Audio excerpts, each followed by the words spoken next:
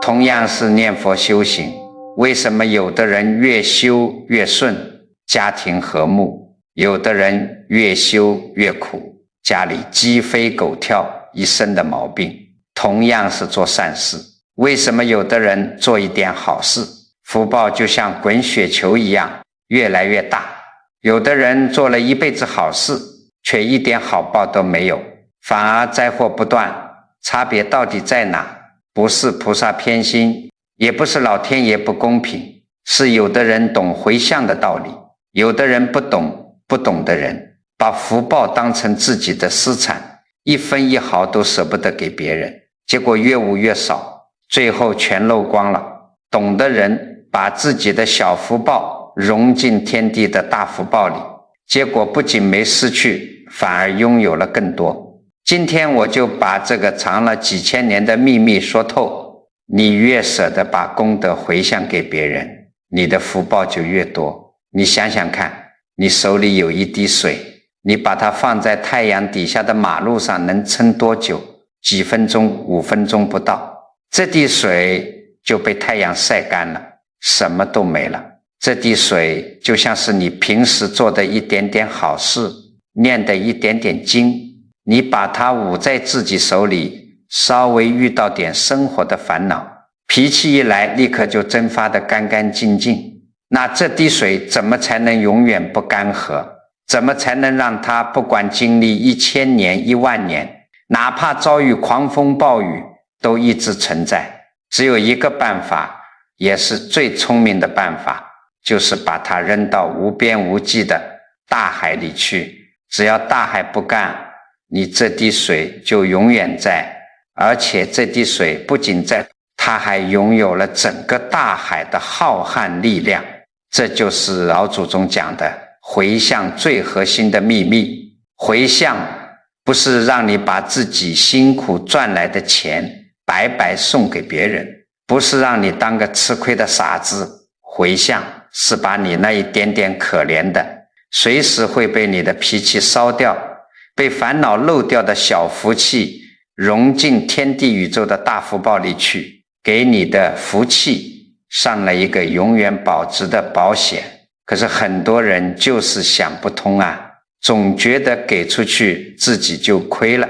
这就是因为他眼睛只盯着眼前那3寸远的地方，看不懂因缘果报的大账本。今天我们不谈那些虚无缥缈的高深理论，我们就脚踏实地，从你们家里的柴米油盐、儿女情长说起。咱们今天就要把这笔福报的账明明白白、彻彻底底的算清楚。我要让你看看你那点福报到底是怎么漏掉的，又是怎么才能千百倍的滚雪球一样滚回来的。首先就得扒开来看看，人为什么总是想把这点福气死死捂在自己口袋里？说到底就是一个自私。你想想看，咱们普通人过日子，潜意识里总觉得这个世界上的好东西是有限的，我的钱给了你，我就穷了；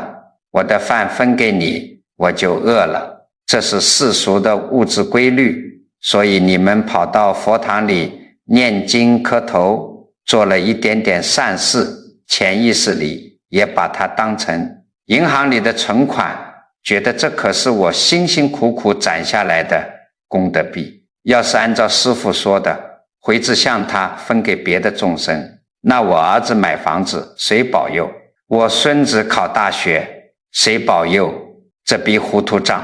你们很多人在心里盘算了半辈子。我告诉你们，这就是用凡夫那点可怜的算计去揣测天地宇宙的大法则。老祖宗早就告诉过我们，心量大，福报才大。你那个心眼就针尖那么大，只装得下你自己，最多再装下你老伴儿、你儿子，你的心机气场就全被憋在这个小圈子里了。气机一旦憋住，就不流通家里的风水，也就跟着成了死水。为什么很多家庭老太太天天在家求神拜佛，结果家里还是怨气冲天，因为你太自私了。你连隔壁邻居都不愿意祝福，你怎么可能感召来天地间的大吉祥？佛法讲得很清楚，有一句话叫火烧功德林，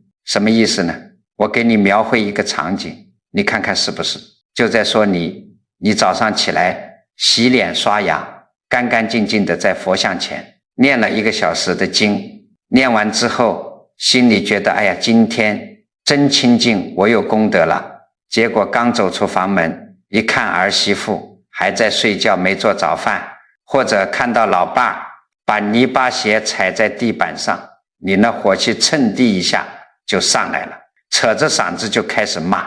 一天到晚就知道懒，我天天伺候你们，真是欠了你们的。你这一通脾气发下来，面红耳赤，心跳加速，胸口发闷，我告诉你，就这一瞬间的嗔恨心、怨毒气，就把你早上念经好不容易聚起来的那一点点清净纯善的气场烧得一干二净。这就是火烧功德林啊！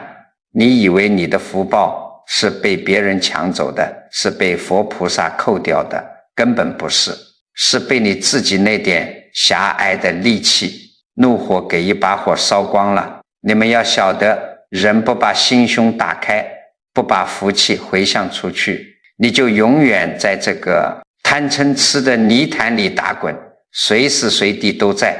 漏福报。那怎么才能不漏？怎么才能把心量打开？这就教诲自向他，把你自己的福转向他人，转向众生。这个道理听起来很高深，其实老祖宗的历史里早就给我们打过样了。我给你们讲一个宋代名臣王世鹏的故事，这个故事你听懂了，你就知道什么叫真正的大回向。宋代有一年，王世鹏在地方上当官，那一年碰上了极其罕见的大旱灾。你想想看，那个年代老百姓靠天吃饭，连着几个月不下雨，地里的庄稼全旱死了，土地裂开一条条大口子，老百姓连喝的水都快没了，恶地遍野，眼看着就要出大乱子。按照当时的规矩，遇到这种大灾，地方官都要设立祭坛，请些和尚道士来做法求雨。但是王世鹏没有这么搞这些虚头巴脑的形式，他干了一件什么事呢？在烈日当空，最毒辣的正中午，王世鹏脱去了官服，穿上粗布衣服，直接走到毫无遮挡的烈日底下，暴晒着自己。他扑通一声跪在干裂的土地上，仰起头对着老天爷痛哭流涕地发了一个大愿。他说，皇天在上，如果这方水土的老百姓有罪，惹怒了上天，那不是老百姓的错，全是我这个当官的失职，是我没教化好他们，所有的罪过，所有的灾祸，请上天全部降临到我王世鹏一个人的头上，要杀要罚冲我来，但求上天大发慈悲，把甘霖雨露降给这受苦受难的百姓吧。你想想看，这是何等的心量。他不是在求老天爷保佑自己升官发财，保佑自己一家老小平平安安，他是把老百姓的罪业全部回向到自己身上来背，把上天可能降下的任何一丝福报和生机全部回向给天下的穷苦百姓。他不惜拿自己的命去换百姓的命。我跟你讲，天地之间是有感应的，人的念头只要真诚到了极点，哪怕是一介凡夫也能震动法界。就在王世鹏发完这个大愿不久，原本万里无云的毒太阳天上突然狂风大作，乌云密布，紧接着一场倾盆大雨瓢泼而下，干旱了几个月的大地终于喝饱了水，老百姓得救了，全城的人都在大雨里磕头痛哭。你回过头来看看王世鹏，他把福气回向给老百姓，把灾难揽到自己身上，他吃亏了吗？他变倒霉了吗？他变短命了吗？根本没有。他不仅没有遭灾，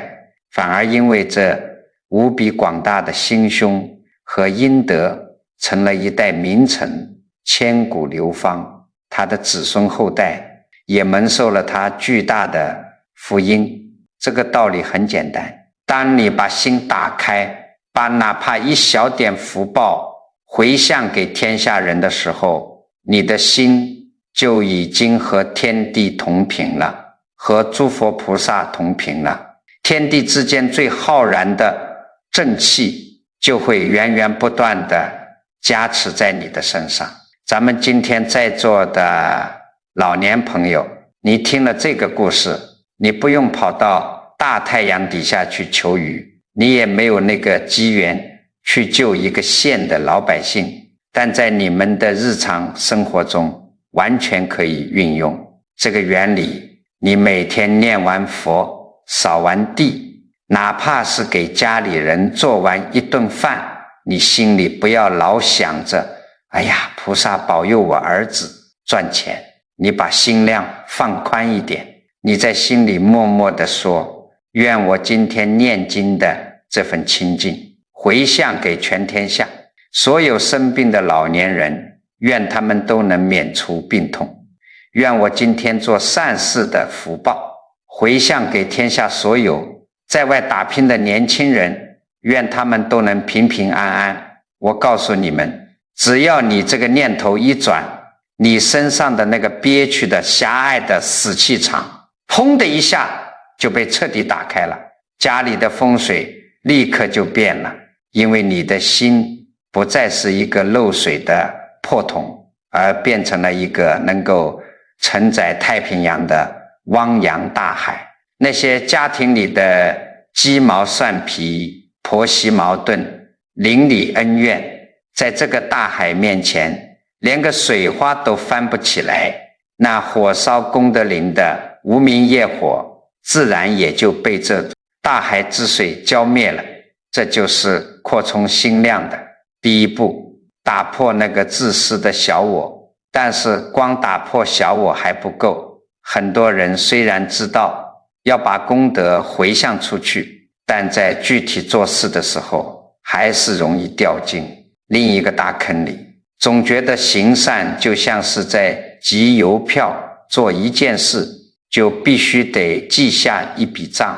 这又是怎么回事呢？我要跟你们讲的扩充心量第二步，也是修福报的另一个致命大漏斗。很多人听了前面的话，拍着大腿说，哎呀，我懂了，南师啊，我不自私了，以后我做点什么好事通通回向给全天下。话是说得很漂亮，但是呢，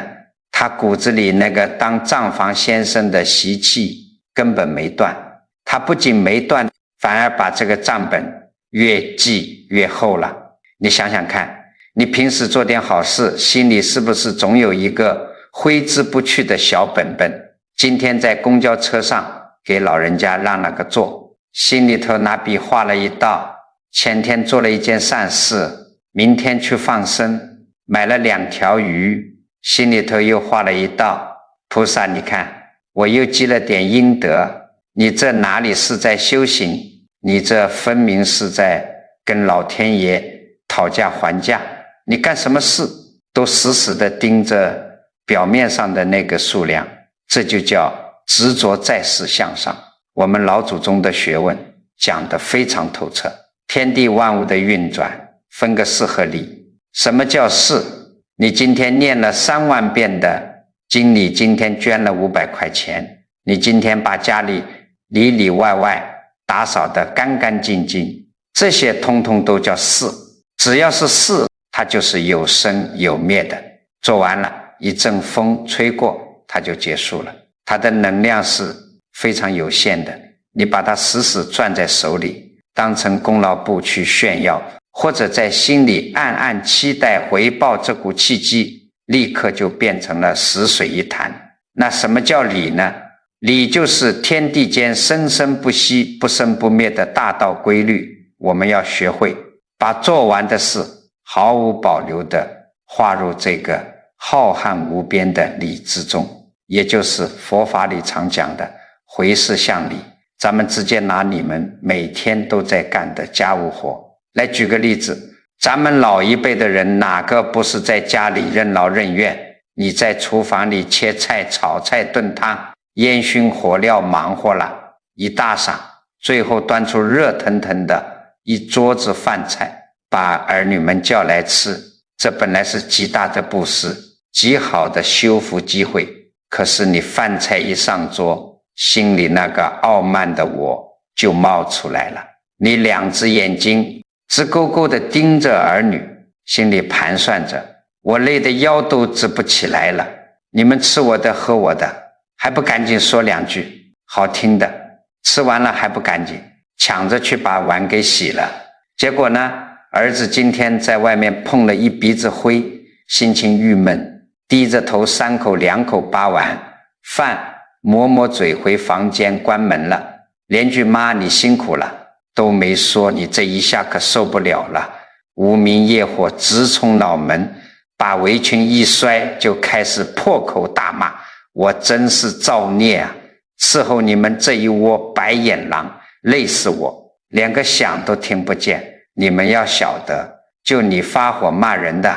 这短短几秒钟，你刚才在厨房里累死累活积攒的那点微薄的福气，瞬间就被这股嗔恨的毒火烧得连灰都不剩。为什么？因为你从一开始切菜做饭，你的发心就不纯粹，你是在做交易，你是在拿你的劳动去换取儿女的感恩戴德。一旦别人没付给你这笔情感的报酬，你的心态立刻就崩塌了。这就是凡夫的通病啊，死死抓在表象上，总觉得自己吃了大亏，总觉得别人欠了自己的，你抱着这种斤斤计较的心态去过日子，去修福报，你修10000年也修不出个大明堂来，反倒给自己惹来一身的怨气和病痛。那到底该怎么做？老祖宗留下过4个字，叫做三轮体空。这个词听起来玄妙，其实说穿了就是一服治你那个心病的猛药。第一味药叫做内不见己，什么意思？就是你在做饭、扫地、捐钱帮人的时候，心里头千万别老端着一个高高在上的我，不要觉得我今天付出了，我是个大善人，我为了这个家牺牲了多少。你一旦有了这个我，你的心就被框死在这腐臭皮囊里了，气量就只有黄豆那么大。你得把这个我给忘掉，该干嘛干嘛，干活就是干活，顺其自然。第二味药叫坐外不见人，就是不要去死死盯着你帮助的那个对象。你今天顺手帮邻居提了一袋米上楼，放下米你就走，你别站在那儿斜着眼睛等人家给你泡茶，等人家给你鞠躬道谢。你一旦在心里等那个谢谢，你的善念就变质了，就从清净的福德变成了世俗的人情债。他不谢你，你心里还要暗骂一句不懂规矩，这福报立刻就漏了。第三味药叫做中不见所思之物，就是把你心里那个记账的小本本给我撕了烧了。不要去清点你到底付出了多少体力，不要去算你到底捐了多少钱，不要去数你到底念了几个小时的佛号。你一旦计较数量，你的福气就被这个数量给封顶了。你记着500块，你的福报就只有500块那么大，多一丝一毫都没有。我告诉你们，真正的修行，真正懂得扩充心量的高人，做事就像是大雁飞过广阔的秋空，飞过去的时候生机勃勃，飞过去之后天空中连一根羽毛的影子都不留。做饭做完了，大家吃饱了，厨房收拾干净了，这事儿在你心里就彻底翻篇了。你不觉得有什么功劳，也不求什么回报，这就是将世间的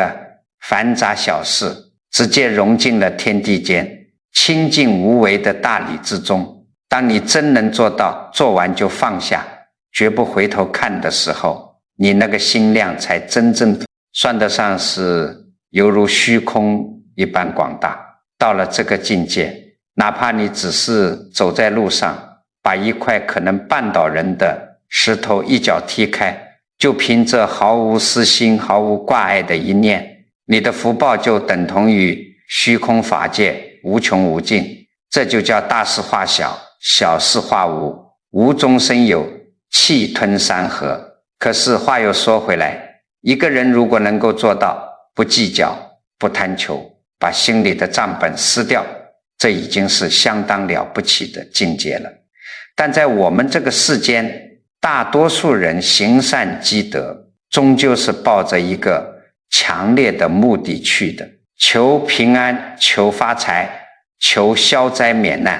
这些都是世俗人逃不开的追求。那么我们千辛万苦修来的这点清净福报，到底应该引导向哪里？仅仅是求这辈子衣食无忧就算圆满了吗？如果你只盯着眼前这短短几十年的安逸，那我跟你讲，你依然没有看破这生命背后更深层次的因果大网。这也就是我们必须要迈过的第三个绝密关卡。我问你们一个最现实的问题，当你真的把心胸打开了，也真正做到了不计较一得一失，哪怕你把做饭扫地这些日常小事都放下了，没有那个高高在上的我了，那你千辛万苦积攒的这点干干净净的福气，你到底想拿它换点什么？很多人脱口而出，那还用问吗？求菩萨保佑我身体健康长命百岁，保佑我儿子赚大钱，一家人平平安安呗。我跟你讲，如果你心里还是这么个念头，那你这个格局还是太小了，你这是捡了芝麻丢了西瓜，你还是被困在世俗因果那个小圈圈里头，根本没有摸到老祖宗讲的那个究竟解脱的大道。这就引出了咱们今天要讲的第三个关卡，也是普通人极难跨越的一步，回因向果。咱们先不讲理论，我给你讲一个故事，你们听完了自己去品品这个味儿。前些年有个做生意发了大财的老板，这个人呢，钱赚够了，到了晚年也想修修福报，给自己积点阴德。他一打听说修桥铺路功德最大，于是他一拍大腿，拿出几百万给自己的老家修了一条宽敞的柏油路，还建了一座非常气派的石桥。这件事办得漂不漂亮？非常漂亮，几百万砸下去，他一分钱都不让，乡亲们掏也不要乡亲们还。从表面上看，他是不是做到了我们前面讲的不求世俗回报？但是这位老板心里头有一个死结，他跟施工队提出了一个极其严格的要求，必须在桥头最显眼风水最好的地方给我立一块最高最大的汉白玉石碑，碑上不仅要刻上这桥叫什么名字，还必须用金粉把他的名字刻得大大的，某某某大善人捐资修建。修好之后，这老板特别得意，隔三差五就开着豪车，带着生意场上的朋友去桥头转悠，指着那块大石碑炫耀，看见没，我修的，这叫流芳百世。他觉得自己的功德简直比天还大。可是世间的事情哪有那么如意的？你们要晓得，天地万物都在沉住坏空之中流转。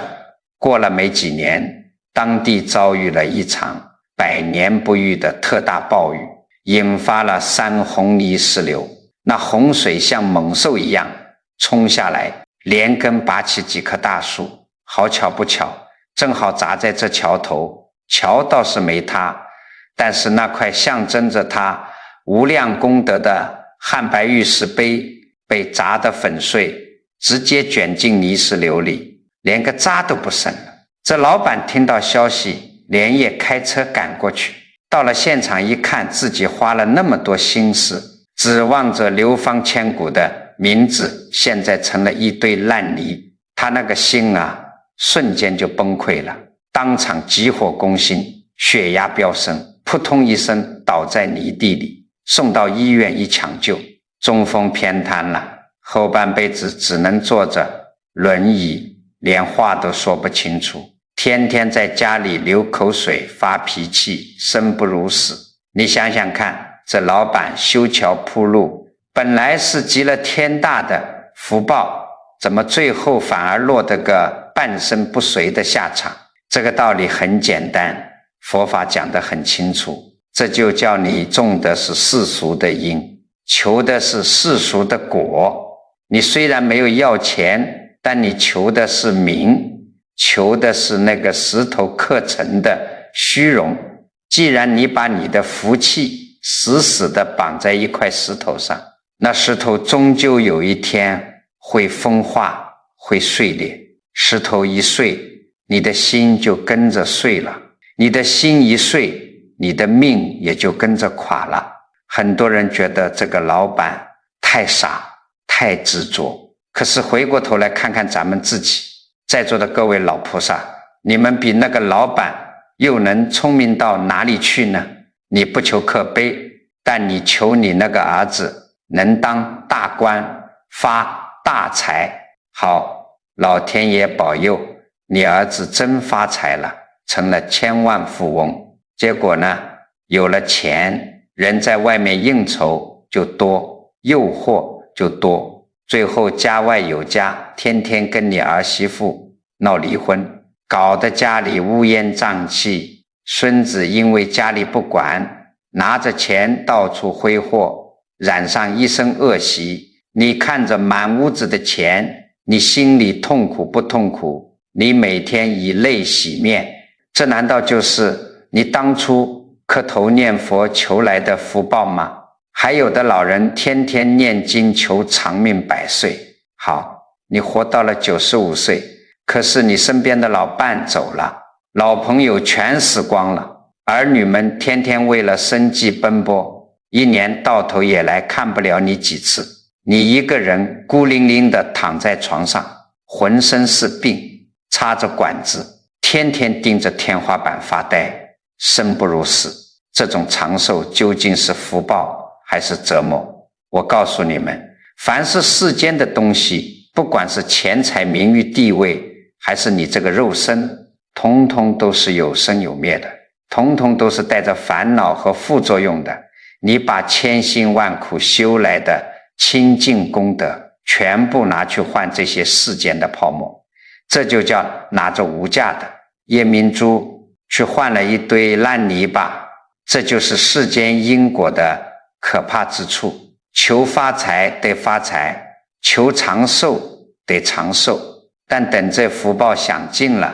随之而来的就是无穷无尽的痛苦和轮回。那么真正的大智慧是什么？这就叫回因向果。这个果绝不是世间那些虚幻的果子，而是指最高无上的佛果，指的是彻底的觉悟，大智慧，大解脱。也就是说，你今天哪怕只是扫了一次地，给别人端了一杯水，你心里都要发一个大愿。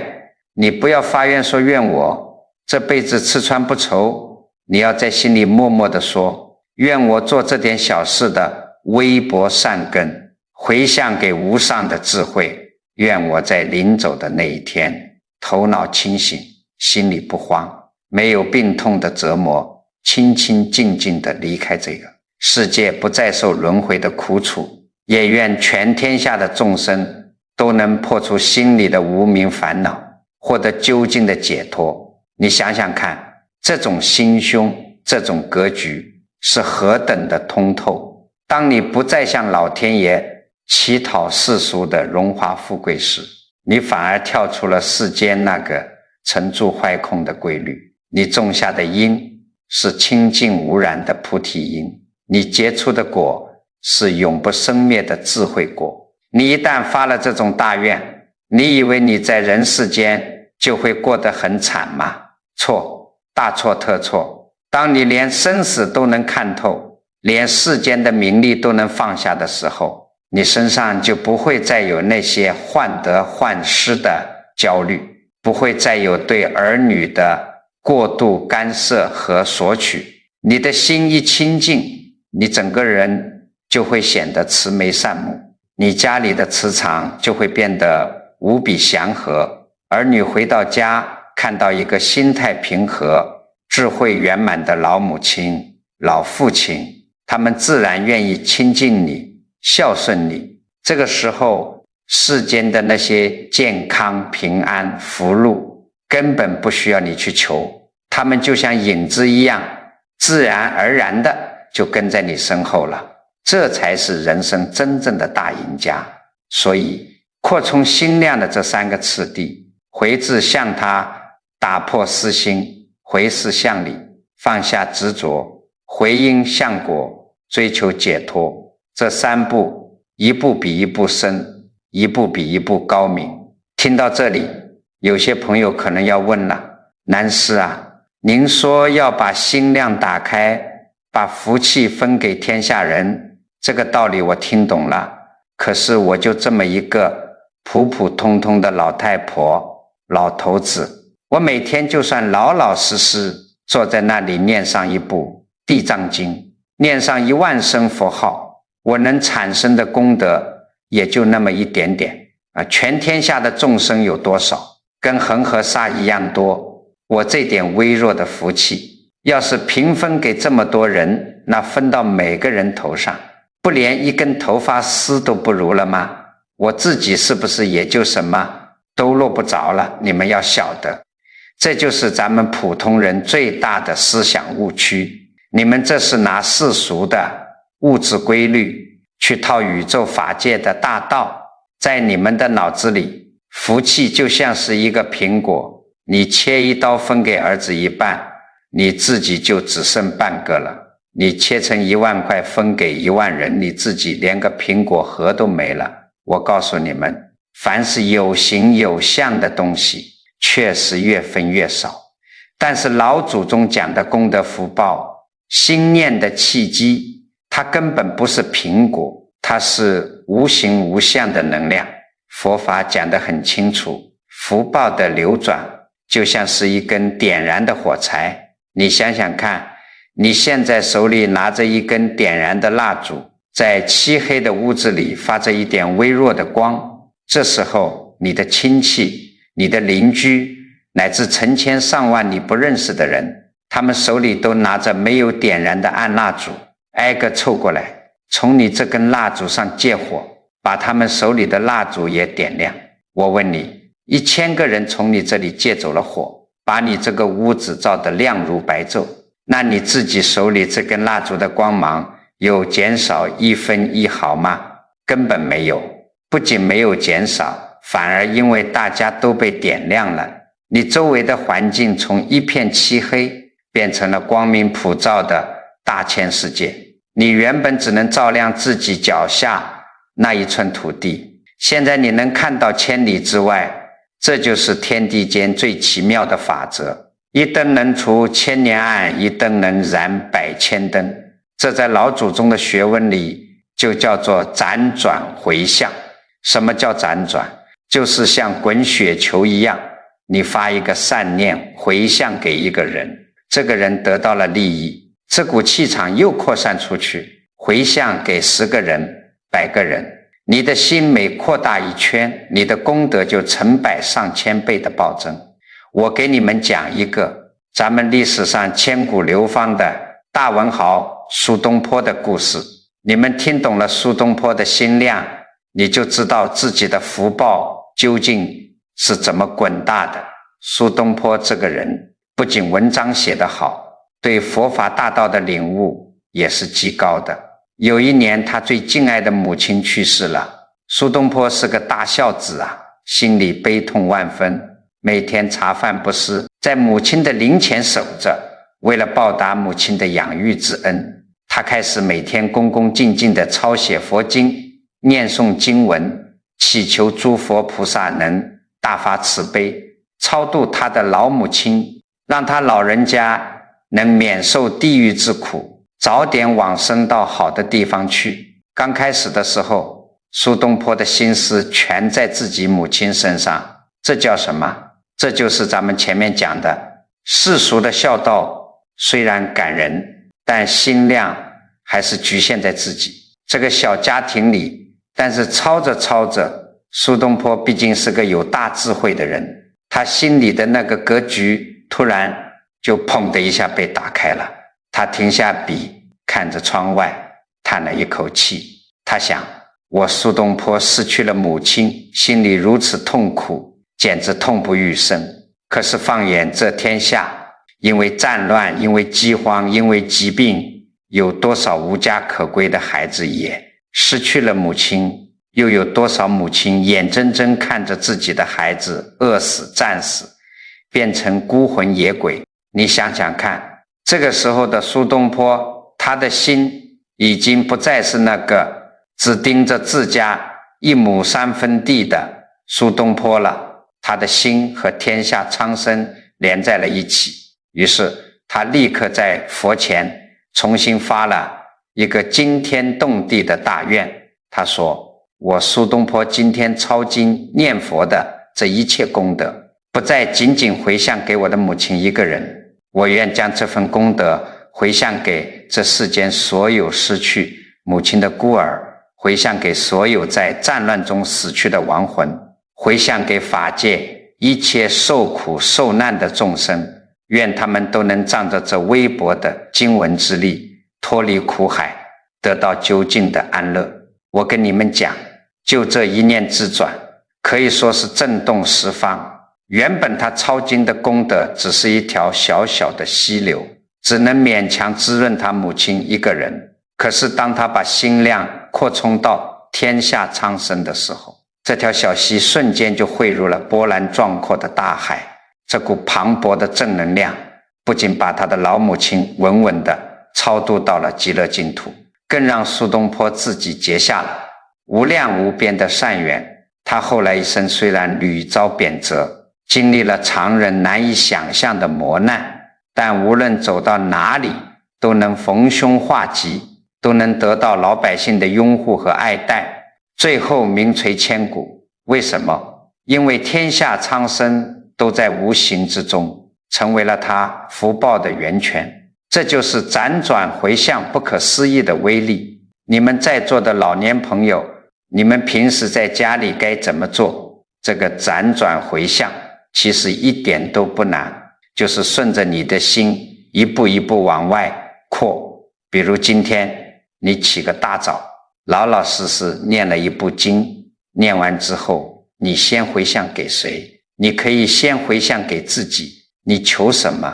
不是求发财，你求自己脑子清醒，求大智慧，求自己临走的时候没有病痛，干脆利落，对自己求完了，你的心扩充一圈，接着回向给谁？回向给你周围的六亲眷属，历代宗亲。你把你刚才念经的这点功德像火种一样传递过去，愿生生世世的父母兄弟都能沾到这个光，都能化解他们身上的业障。这还没完，这只是个开始。家里的账算完了，你再把心往外扩，这功德又叫辗转。回向给谁呢？回向给你的左邻右舍，回向给你平时看不惯的那个亲戚，甚至回向给曾经得罪过你、伤害过你的人。你心里默默地说，愿我这点微薄的清净福气也分给你们，愿咱们之间的恩恩怨怨就此一笔勾销，愿你们也能离苦得乐。你不要觉得把福气分给仇人你亏了，你想想看，那个一直跟你作对的人，如果他沾了你的光，他的心变得柔软了，他不找你麻烦了，他不给你下绊子了，这难道不是你天大的福报吗？化解一个仇人，比你在庙里磕10000个头都要管用。最后你的心彻底打开，没有任何阻碍了。你把前面所有的功德像一阵春风一样总起回向给法界一切众生，一切受苦的、受难的、天上飞的、地上跑的，通通都包容在你这广阔的心量之中。你们要晓得，你最初念的那一部经产生的能量其实并不是很大，但是就因为你懂得了老祖宗这个辗转扩充的绝密方法，你从自己扩到家人，从家人扩到仇人，从仇人扩到全天下，经过你这么一层一层的发心，一层一层的回向，你最初的那点功德早就已经像滚雪球一样滚成了一座须弥山那么大。这种福德是你用算盘算不出来的，是用言语表达不尽的。你以为你只是在家里做了一点微不足道的小功课，但实际上你已经在这天地之间建立了一个源源不断的福报发电站。只要你的这个愿力还在，只要这天地间还有众生在，你的福报就永远在流转，永远在生发，永不枯竭。所以不要再像个守财奴一样去无你那点可怜的功德了，放开手，敞开心，让你心里的那团火去点燃整个世界，这才是修大福报的捷径。说了这么多心量扩充的境界，从破除小我到不执着表象，再到发大愿回向给究竟大道和法界众生，我相信你们现在的脑子已经非常清楚了，那个斤斤计较的结也已经解开了。但是理是这个理，很多老菩萨最头疼的问题又来了，说南师啊，您讲得太好了，要把功德回向给法界众生，要辗转回向，可是我就是一个普普通通的老太婆、老头子，庙里那些师父念的那些长篇大论的回向文，什么梵文，我根本背不下来。我作为一个刚刚开始念佛行善的新手，在家里到底该怎么开口，我该怎么做这个实操？还有些胆子比较小的老人家心里直打鼓，南师啊，您让我把功德回向给天下所有的冤亲债主、孤魂野鬼，可是我就念了10分钟的佛号，功德就那么一丁点大，我要是自己去发这个愿，万一那些看不见的众生觉得分得不够，全都跑来我家找我算账，缠着我，那我晚上还要不要睡觉了？我告诉你们，你们有这个顾虑非常正常。你想想看，你一个凡夫俗子本身就没有什么定力，你那个心念就像风中的小草一样摇摆不定，你手里就拿着一块饼，外面围着10000个恶汉，你要是自己跑出去说这块饼大家分了吧，那还不被人家给抢疯了，搞不好连你自己都要被踩死。所以老祖宗的智慧是非常圆融的，佛法讲得很清楚，凡夫做回向绝对不能盲干，你要懂得借力。怎么借力？这个道理很简单，你要找一个天地间最讲信用、最有威望的大靠山来给你做担保。什么叫让菩萨来担保？我给你们打个最通俗的比方，你手里有10万块钱，想捐给千里之外的灾区老百姓，你要是自己背着1麻袋现金，走在兵荒马乱的半路上，肯定就被土匪给劫了。这叫什么？这叫被你自己的业障和冤亲债主给半路截胡了。那聪明人该怎么做？你把钱存进国家最大的银行，委托银行帮你把这笔钱精准地汇到灾区去。在这个过程里，银行就是你的担保人，谁敢去抢银行的钱，谁敢去抢银行的钱，在咱们的修行里，大慈大悲的观世音菩萨、大愿地藏王菩萨、阿弥陀佛，他们就是法界中最大的宇宙银行，就是你最安稳的担保人。你们要晓得，作为新手，你不懂那些繁琐的仪轨，根本没关系。你在家里不管是念完了一部经，磕了几个头，还是今天出门给要饭的塞了10块钱，甚至是你刚刚在厨房里欢欢喜喜的给全家人做完了一顿饭，你做完这些善事之后，马上走到佛像面前，如果没有佛像，你就对着窗外干净的天空双手合十，你不用背文言文，你就用大白话在心里或者小声的对菩萨说，南无大慈大悲观世音菩萨，或者念阿弥陀佛都可以。弟子某某某今天念了1000声佛号，或者做了某件善事。我是一个凡夫，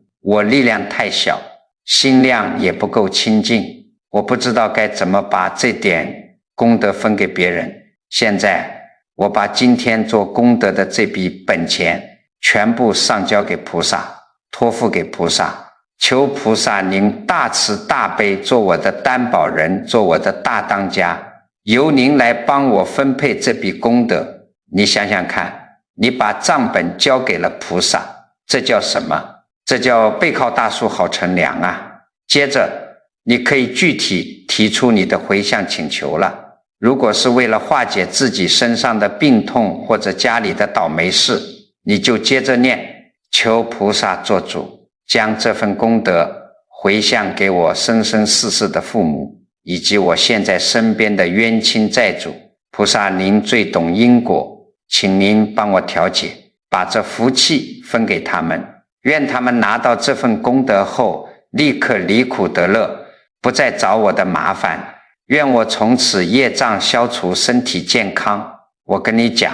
如果是菩萨出面去给那些冤亲债主分发功德，那就不是你那一块小饼了。菩萨会加上他无量无边的法力，把这一块饼变成无尽的甘露，所有的众生拿到手都是心满意足，绝对不会有人来找你的后账，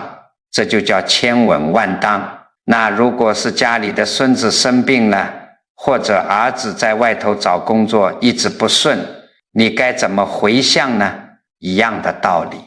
你念完佛对菩萨说，菩萨，弟子某某某把今天诵经的福德全部供养给您，请菩萨做主，将这功德回向给阻碍我孙子身体恢复的那些因缘众生，回向给阻挡我儿子事业的那些违缘障碍，愿他们借着菩萨的光芒得到解脱，愿我的孙子早日康复，愿我的儿子逢凶化吉。你听明白了吗？你不是直接去跟那些业障硬碰硬，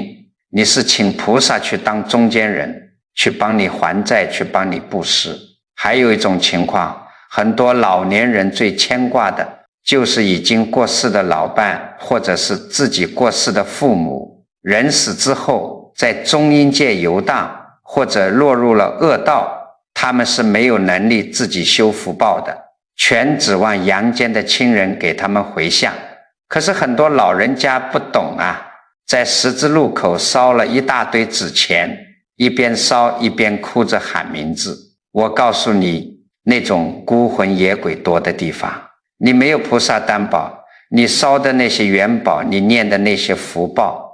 早被别的鬼神给抢光了，你父母根本收不到正确的实操是什么。你在家里安安静静的念诵阿弥陀经或者佛号，念完之后双手合十，南无大慈大悲接引导师阿弥陀佛，弟子某某某今日诚心念佛，我将此功德全部托付给阿弥陀佛，请佛菩萨做主，将这功德丝毫不差的交到我亡父亡母某某某的手上，愿佛的光明直接照亮他们的神识，接引他们脱离幽冥苦海，往生极乐净土。你们要晓得，只要加上了请佛菩萨做主、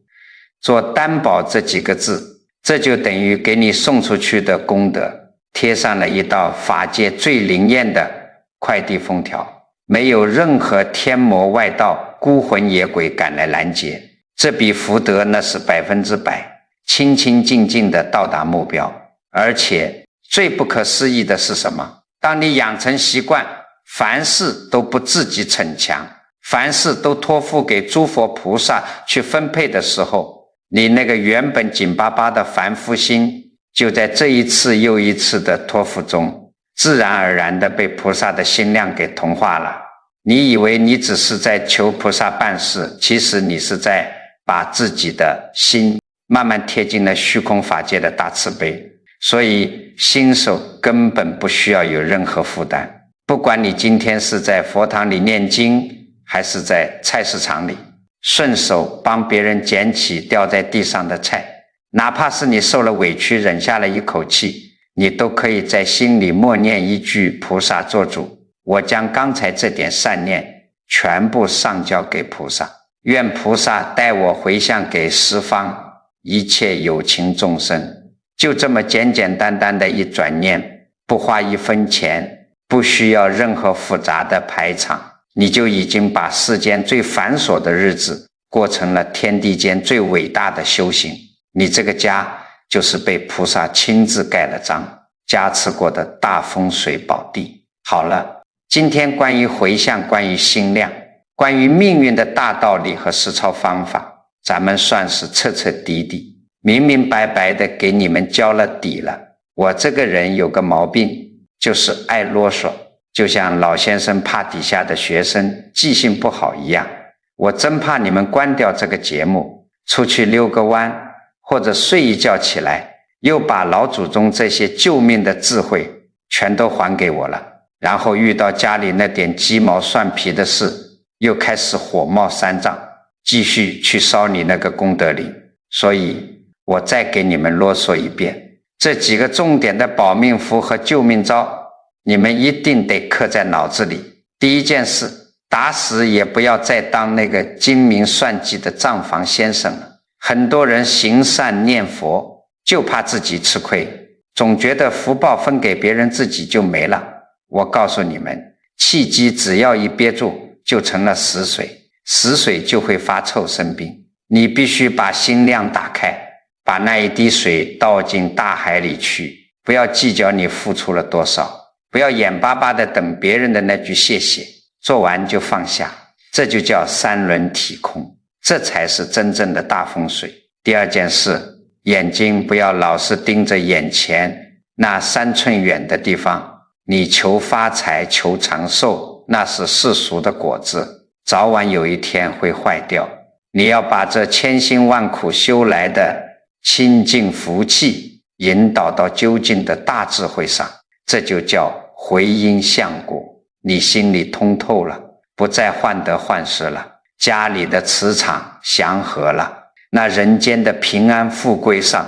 自然就像影子一样跟着你，赶都赶不走。第3步最关键，新手千万不要去跟业障硬碰硬，你自己那点微弱的功德，不要在十字路口瞎分。你做完任何一点小善事，哪怕只是在家里忍住没发脾气，立刻在心里默念，把你这点本钱上交给大慈大悲的观世音菩萨，或者阿弥陀佛地藏王菩萨，请菩萨做你的大当家，做你的担保人，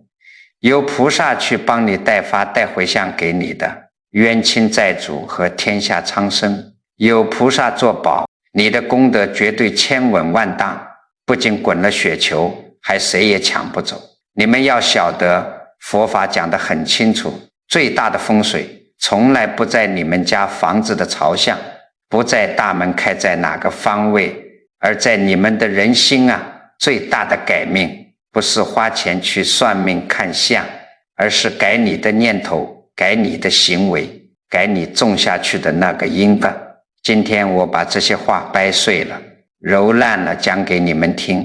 也就是希望大家能少走一点弯路，少受一点折磨，如果你觉得南老师今天讲的这番大白话对你哪怕有那么一点点的启发和帮助，那就请你动动手指给南老师点个赞，点个关注。而且我强烈建议你们把这个内容转发给你的老伴、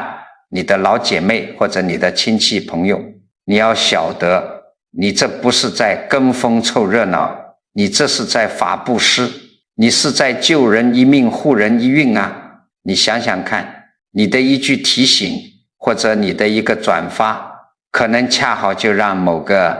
正在气头上的老母亲放下了怨恨，少造了一场口业，可能让某个面临家庭破裂的家庭因为懂得了包容和回向，从而少败了一次家运。老祖宗说赠人玫瑰手有余香，你做这种不花1分钱的善事，这就是你在给自己给子孙积无量无边的大福德。文字是有力量的，人的念头是有巨大能量的。我希望大家听完之后不要马上就走，在下面的评论区里留下你们的善言善语。你可以敲下一句愿以此功德回向法界众生，或者写上一句心量打开福报自来。你想想看，如果有1万个人10万个人都在这里留下了善念，1000万人的善念汇聚在这一块，这就是一个不可思议的极其庞大的正向能量场。这种力量一旦形成，最后回向到哪里？它会加倍的回向到你们每一个参与者的身上，护佑你们和你们的家人平平安安，吉祥如意。